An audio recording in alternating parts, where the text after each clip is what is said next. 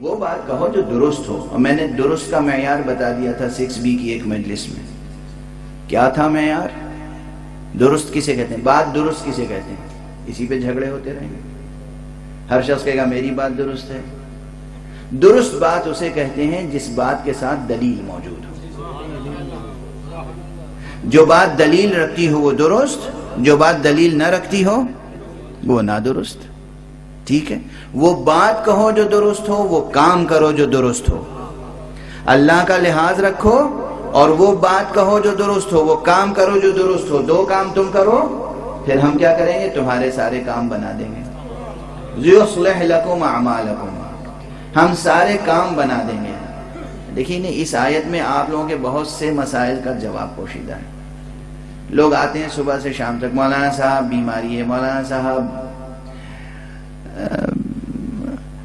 روزگار کی پریشانی ہے، مولانا صاحب فیملی میٹرز میں پریشانی ہے، مولانا صاحب یہ دکھ وہ درد، یہ دکھ وہ درد، یہ دکھ وہ درد. خدا کہہ رہا ہے تم ہمارا لحاظ کرو،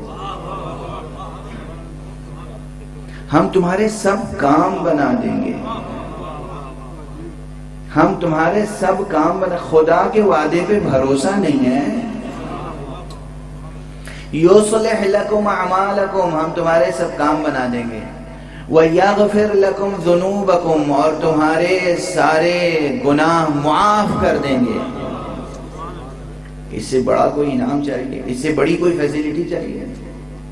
بدون استثناء. تم بس ہمارا لحاظ رکھو، وہ کام کرو جو درست ہو، ہم تمہارے سب کام بنا دیں گے، تمہاری ہر خطا معاف کر دیں گے.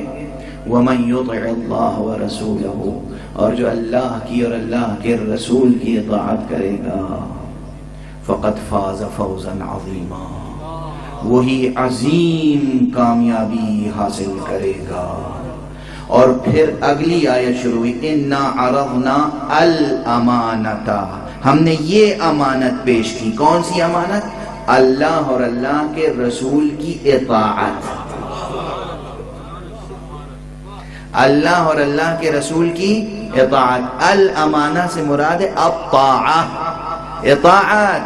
تسلسل کلام ہے نا، آیت کے بعد آیت ہے. ہم نے یہ امانت، اللہ اور اللہ کے رسول کی اطاعت کی امانت پیش کی آسمانوں کے سامنے. یہ لرز گئے کام ہے.